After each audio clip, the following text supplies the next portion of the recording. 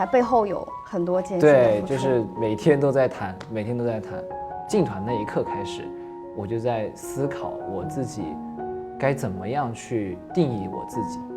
后面我认定了一条路，就是说我是热爱音乐的，在音乐这条路上，也许很难，但是我还是想去试试看。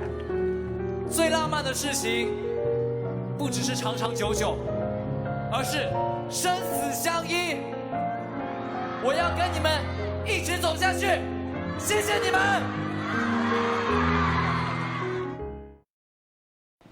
Hello， 大家好，这里是明星谈心社，我是主持人陈小样。今天我们邀请到的嘉宾呢是 RYC Rise 的赵雷，让我们来欢迎他。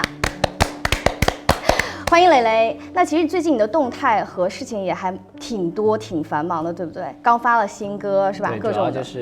就是在宣发的这个时间嘛。一直在跑这些宣发的事情。那关于你自己，其实你最近也有上传就是 Live House。那你要是拍上传这种视频，是想展现自己什么样的一种状态？因为今年的这个特殊情况嘛，然后其实真正上舞台的机会比较少，对，然后包括粉丝的话，其实他们也很久没有看到说我们在舞台上什么样子，所以我希望说自己能通过这个力所能及的一种方式吧，然后能够给他们唱唱歌，然后传递一下我自己的一些想法，或者说我最近在听什么歌。然后呢，这一个线上 Live House 想要唱周笔畅老师的一首歌，这首歌叫做《关于我们》，所以自己弄了一个小舞台给粉丝们准备的，对，算是。那你实际上你也会不少乐器，好像最早是什么时候开始接触第一件乐器的？第一件乐器其实就是因为我小时候爷爷以前是当兵的嘛，然后他以前会拉二胡，就我爸给他买了个二胡，然后我爷爷就又不拉了，他说他太久没拉了，不会了，然后我爸就去给我报了个班，然后就开始学习乐器，然后后面是自己想学吉他就学了吉他。去年吧，就是我觉得我开始学习编曲了，就自己在学嘛，然后我觉得可能像电钢啊，或者说键盘啊，这些都是必须要用到的。那在整个学习乐器的过程当中，有没有让你觉得特别难的故事，或者是觉得确实累得不行的这样的经历？因为我学习乐器这种就是一直练嘛，乐器都是得练。然后最难的话就是当时在炙热的我们，就是我们有一个我弹钢琴的一个开始，然后但是我没有学过钢琴指弹，所以对指弹和伴奏是两个，对，所以我就路子硬练，然后找那个当时的编曲老师给他打电话，我说下面一个和弦，然后右手的音是什么，然后就左右手协调啊，就是其实我练了很久很久，所以呈现出那么一个精彩的舞台背后有很多艰辛的付出。对，就是每天都在弹，每天都在弹。那你也算是正式踏入到娱乐圈了嘛？那身边有遇到过一些支持和反对的声音吗？一开始的时候，包括在第一次参加选秀之前，肯定是家里人比较担心。对，担心什么？就是我们家里相对比较传统嘛，我爸特别希望我去考那个清华。以前我当时初中考高中就是艺考生考的。当时的就是比较好一点的省重点学校嘛，我爸特别高兴，因为他觉得我能再进一个好学校，再努力学习文化，再考一个好的学校，更高的学府。对对对，但是我自己呢就比较叛逆，就是因为我觉得我认定了这条路，对，然后当时我自己想去做这个行业，也是跟我爸聊了一晚上，而且那会儿还只是去参加海选之前，选不选得上都还不知道呢。我就跟我妈说，我觉得我想做这件事情，然后我觉得我自己能够决定我自己的人生，所以我觉得就当时我做了这样子的一个决定，然后我现在挺为我当时的这个勇气骄傲的，因为我觉得我做对了。在你的脑海当中，做过彼此之间最暖的互动是什么？我大妹妹是一个很调皮的小孩，对，我家里人都说她特别调皮，但是我发现我妹就是特别喜欢跟我分享她的事情，就分享她自己在学校发生了什么，她就一直说，哎，哥哥什么时候回家？就是，还是会觉得家里还是有人会念想着我的，就是长大之后可能过了20岁嘛，就是会就是在工作上一直在努力的时候，发现家里的小孩也长大了，还有一个小妹妹不是前2年才出生，然后结果现在都会走路了，她怕她不认识我，认不得哥哥，对，就会给她看我的照片啊，然后就会一直她说这是谁啊，这是谁啊，然后我那个妹妹她就会说蕾，就会这样的。就很萌很可爱，大小妹妹之间和你都有一种很温暖的这种互动嘛，对不对？就是有种感觉是可能就是血缘关系的这个，血浓于水在这边。那其实除了家人，在这一路你还收获到一个很全新的一群人支持你，就是你的粉丝们。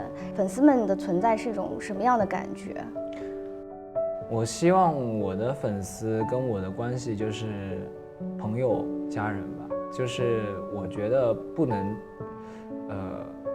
就是不能过一个线，就是说也许你会有自己的工作，有自己的家庭，然后但是你能够在电视或者网上能够看到我的一些动态，看到我的一些新的作品，然后这些作品或者说我无论是说话还是任何的能够给你带到生活中的一些动力或者说改善，我觉得都是一种陪伴的方式吧。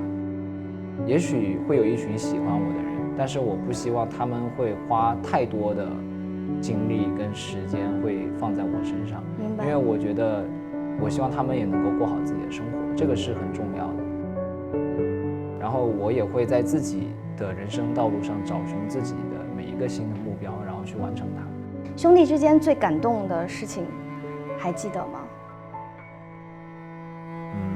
其实有一件事我还蛮感动的，可能大家没看到的一件事，就是之前超新星运动会的时候，去年吧，我们当时没有拿冠军，就是我就觉得好像我一直在很努力的做每一件事情，但觉得每一件事情都没有做好，然后我就抱着周震南狂哭，对，那个时候就是觉得，就是身边有人挺好的。因为我当时特别憋，就是因为我其实从一件很小的事情上，就会觉得我好像一直做不好事情，但是有他们在你身边，就对勇气多一些，暖一些。然后身边有个依靠吧，或者说会分享自己的内心的一些状况。那明年就是你们的毕业典礼了，希望自己以什么样的心态来迎接这个 ending？首先，真情是不会因为工作而打断的。这个也许是我们，第一次见面的一个打的一个结，就 rise。就是说，我现在很开心的是，我们团支每一个人都在这1年多找到了自己的一个发展方向吧。我感觉，就是其实大家都能看到每一个人他都变得丰富了，变得有更多的就是。走向未来独当一面的一个状态是，所以我觉得，在剩下的这个几个月当中，我觉得 Rise 的每一个人现在变得更好了之后，聚在一起的话，我觉得能量会更大。最近网友们都在说赵雷给修音师留口饭吧，是怎样做到随时随地清唱都能保持很好的状态呢？平时有什么保养嗓子的小妙招？小妙招，喝水，我是喝水大师。你一直在增肥，想长更多的肉，可以对其他努力减肥的团员说句话吗？我觉得他们不羡慕。不羡慕。我太瘦了。觉得自己在团队生活里扮演什么角色？动静分明角色。最喜欢自己的哪一首歌？每首歌都喜欢，就是目前写的歌。最喜欢什么风格的音乐？也是什么风格都会听。用自然界一种生物来形容自己，觉得自己像什么？像个草。除了大家知道的咏春、花体字等等，还有什么隐藏的技能，或者打算学什么没试过的？没试过的，摄影和设计都想试。队友说你是最会做饭的，说3个自己的拿手菜。我不是最会做饭啊，不是，那你最拿手菜？我只是最会煲汤可能。对我蛮喜欢煲汤的，因为从小喜欢喝奶奶做的汤。今年收到了什么生日礼物呢？生日当天就是大家帮我准备的蛋糕和气球，然后张安琪送了我个奥特曼。然后你还有另外一个大家给你贴过的标签，也是你自己以前也说过，就是一个反差。这个反差又是体现在什么样的感觉上？也许就是说，比如说我现在跟你说话，你可能会觉得我是一个很冷静的一个人，比较有条理一点吧。对。觉得身边的人可能觉得都是就跟我沟通正事的时候都会，但其实我自己又觉得蛮奇怪的，就是我到底是什么样的，就是。但是和自己相处起来舒服也是很重要的一件事。对，我其实现在就是在找自己舒服的一个状态。没错。对，以前可能觉得就是说我一定要成功，一定要巴拉巴拉，因为自己当时为什么会这么想，是因为我觉得，自己既然已经就是跟家里说了，就是说我一定会做好这件事情，有点成绩。对，所以我觉得当时的这个目标或者说会更加那个点。更清晰一些，更清晰一些，然后给自己压力也会比较大。可能我真的觉得我想要的目标还离得有点远，所以我会很逼着自己去做很多，就是我现在也许还不会的事情。